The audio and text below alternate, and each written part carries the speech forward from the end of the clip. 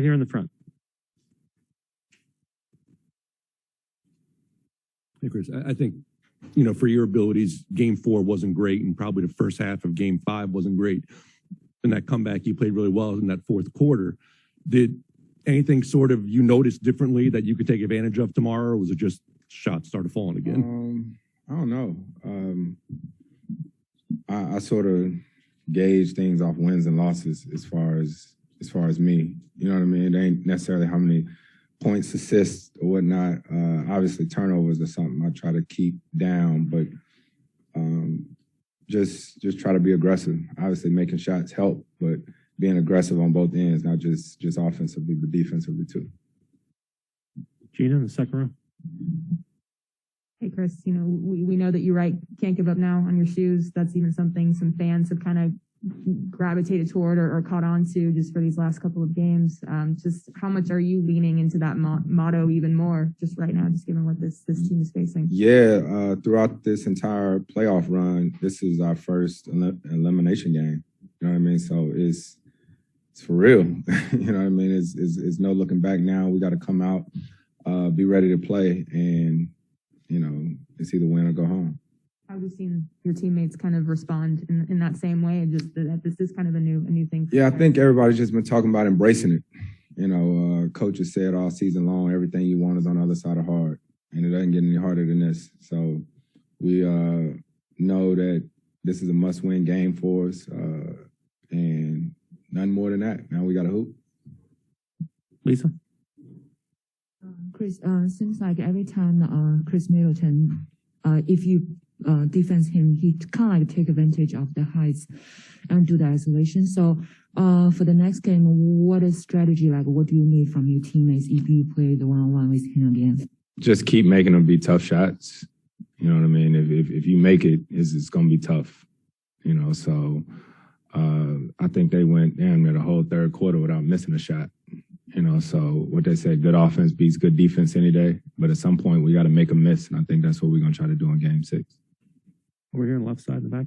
In the first 2 games when you won, you were taking almost 43 pointers a game as a team. The last few games, it's been a lot lower than that. Game 5, you were even below 20. You and Devin are 2 of the great mid-range scorers in the league, but do you think you need to extend your range back a little more to maximize those opportunities? I think we just got to figure out a way to generate more threes. If that's penetrating, it doesn't just have to be me and Devin. That's the way we done played all season long, is penetrating the gaps, finding Kale, Cam, Jay, all the different guys on our team for threes.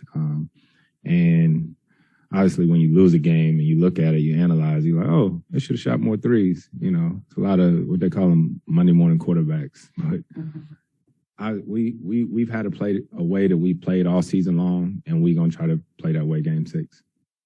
Dave in the center.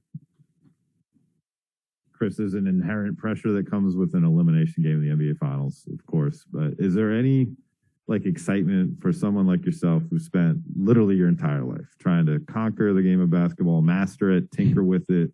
This is the ultimate level. It's definitely exciting.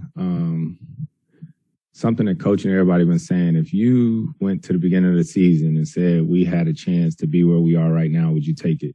Absolutely. Absolutely. And we get a chance to determine the outcome. It's not like the game is going to be simulated or somebody else got to play. We get a chance. We control our own destiny. So I think that's the exciting part about it. And knowing who we have in our locker room, knowing what we're capable of and all the things that we've been through all season long. So we wish we didn't have to wait as many days as we got to, but it is what it is. Hey, Chris. During the Nets series, PJ Tucker had kind of told me that the times he gets the most mad is when guys would help him on KD. He wanted that one-on-one. If KD scores, but don't help. They're kind of doing something similar to Book, where they're not going to help as much. That's going to be, hey, we're going to live with this. If Book gets 40, Book gets 40. How do you try to get Book to approach that, knowing that maybe part of the reason why you're not getting as many threes is they are wanting him to be the scorer and not involve as many other people? Yeah, I ain't going to lie to you. I don't know their strategy. You know what I mean? I'm not in their locker room. I don't know what they got going on over there. All we can control is what we do.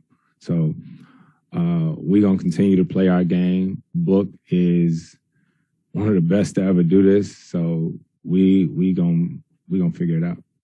Yeah. Very good. Dwayne, Sam, and then Vince. Chris, just going over game 5, what do you feel like were a couple of things now that you've seen the film that's just like, Jay was just talking about breakdowns. He's like, we just can't have that. Is that what this simply comes down to, or is it something bigger than that? Yeah, turnovers, fouls at certain times. You know, every time we sort of made a breakdown or missed an assignment, they made a shot. You know, so if we can limit the amount of mistakes that happen, look, you don't play a perfect game. Everybody would love to play a perfect game, but it's not that way. I think if we can cover up for each other and just have each other's back, and then at the end of the day, as long as we go out there and play hard and compete, we can live with that. Sam. Seeing you, sir. 2 for you. The other night when you and Devin are side by side and he gets asked about, are you frustrated for Chris? I mean, I can't read his mind, but the takeaway for me was that this is not about Chris. And a lot of your career has been Chris and his playoff past and this and that. And was that sort of the spirit of why that question doesn't get answered? Book back there. I think it was kind of like a common sense thing. You know what I mean? This is like a team sport. You know, like this isn't tennis. This isn't golf. I think we all want to win, you know. So I think it was sort of self-explanatory. That's just me. And I know what your answer here is going to be, but because of your reputation, if you have games where you're not up to your level, folks start saying something must be wrong. I mean, health-wise, are you straight? Are you good? Are you dealing with stuff? No, I'm fine. I'm fine. Yeah, I don't know nothing about that. I think for us, we sort of been in a bubble. You know what I mean? Like not the NBA bubble, but as far as our team, you know, win or lose, we just stay connected with us and try to figure out what we're going to do. That's sort of what happens in a series, especially when you get to this point. So, yeah. Vince, last one in the back. Hey, Chris, Milwaukee has had their share of playoff heartbreaks. You know, he just mentioned, you know, your own, but your team as a whole hasn't been through this sort of playoff process, heartbreaks, knowing how to get through it. How do you bridge that gap between giving them your experience, but not necessarily bombarding them with it, that it becomes overwhelming? Is there a line that you have to walk there? No, we just in it. I think I answered that before the series. This is my first time in the finals. You know what I mean? So it ain't like, oh, we need to do this, or we need to do that. I think for us, we're in it.